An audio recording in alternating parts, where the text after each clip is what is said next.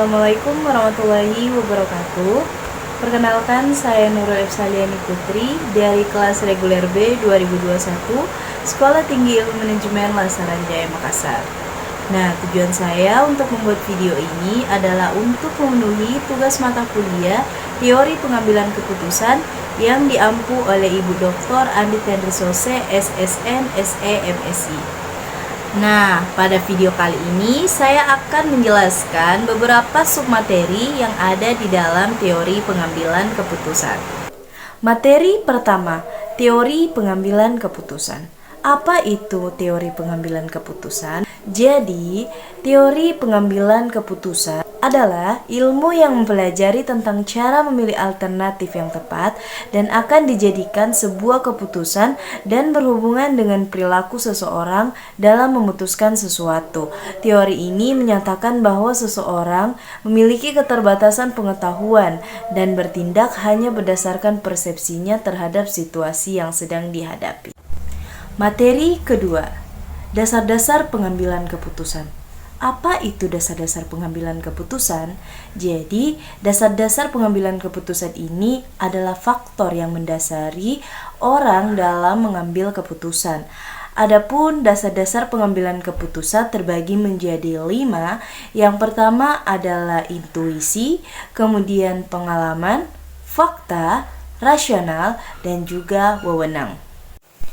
Materi ketiga, proses pengambilan keputusan. Bagaimana proses pengambilan keputusan itu?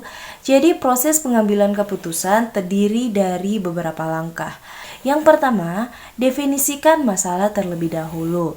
Kemudian yang kedua, kumpulkan data-datanya. Yang ketiga, analisa data yang didapatkan. Kemudian yang keempat, pemilihan alternatif. Yang kelima, memilih alternatif dari yang terbaik. Yang keenam, putuskan alternatif yang dipilih. Yang ketujuh, implementasi dan monitor hasil. Dan yang terakhir adalah evaluasi. Materi yang keempat, jenis-jenis pengambilan keputusan dalam berbagai kondisi. Apa saja sih jenis-jenis pengambilan keputusan dalam berbagai kondisi? Jadi, pengambilan keputusan berdasarkan dengan kondisi terbagi menjadi 2. Yang pertama, ada kondisi tetap. Situasi ini di mana semua informasi yang diperlukan lengkap dan akurat dan hasil dari setiap pilihan yang mungkin dapat diprediksi. Sedangkan yang kedua adalah kondisi tidak tetap, di mana pada kondisi seperti ini proses lahirnya keputusan lebih sulit atau lebih kompleks, dalam artian keputusan yang belum dibuat, belum diketahui nilai probabilitas atau hasil yang mungkin diperoleh. Materi yang kelima, karakter dalam pengambilan keputusan. Apa saja sih karakter-karakter dalam pengambilan keputusan?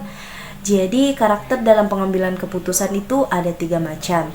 Yang pertama adalah risk avoider atau seseorang yang sangat takut dalam mengambil keputusan yang berisiko. Kemudian yang kedua adalah risk indifference atau seseorang yang dalam mengambil keputusan itu sangat berhati-hati sehingga minim untuk terjadinya risiko. Yang ketiga adalah risk lover, yakni seseorang yang dalam mengambil keputusan itu tidak takut dengan risiko yang mungkin terjadi. Bahkan, dia menganggap sebuah risiko itu adalah sebagai peluang.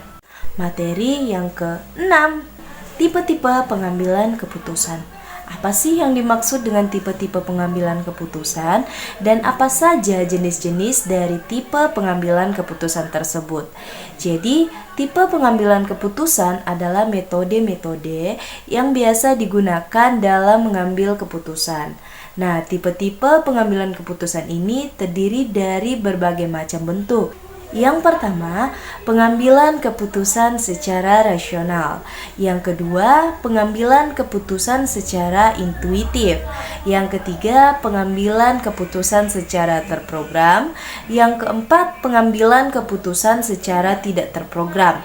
Yang kelima, pengambilan keputusan secara individual. Yang keenam, pengambilan keputusan secara kolektif. Dan yang ketujuh, pengambilan keputusan yang berbasis pada nilai. Apa sih yang dimaksud dengan pohon keputusan? Jadi, pohon atau yang biasa disebut diagram keputusan adalah representasi grafis yang menunjukkan berbagai pilihan atau tindakan yang dapat diambil beserta konsekuensi atau hasil dari setiap pilihan tersebut. Jadi pohon keputusan ini hampir sama ya dengan langkah-langkah, namun dia menjelaskan dalam bentuk pohon. Jadi bagi kalian yang gak ngerti apa sih itu pohon keputusan, kalian bisa lihat gambarnya yang aku cantumin di atas ya. Materi yang ke-8, motivasi dan manajemen keputusan. Bagaimana hubungan antara motivasi dan manajemen keputusan, dan apa saja jenis-jenis dari motivasi. Jadi, motivasi mendorong kita untuk mengatasi rasa takut, keraguan, atau kemalasan yang sering muncul saat menghadapi keputusan yang sulit. Motivasi juga membantu mempertahankan komitmen dan kegigihan dalam menjalankan keputusan yang telah dibuat, bahkan di tengah tantangan dan kendala yang muncul. Motivasi ini memberikan kita dorongan agar dalam manajemen keputusan kita itu, kita selalu memilih alternatif atau keputusan yang terbaik tanpa tergesa-gesa. Materi yang terakhir, materi ke-9, teori X dan teori Y. Apa itu teori X dan teori Y? Jadi, teori X dan Y itu adalah anggapan-anggapan dasar dari sifat manusia. Pada umumnya, teori X cenderung digunakan oleh seseorang yang kepemimpinannya bersifat kuasa. Dan teori Y adalah teori yang biasanya digunakan oleh seseorang yang kepemimpinannya bersifat demokratis. Itu dia materi yang bisa saya sampaikan mengenai teori pengambilan keputusan.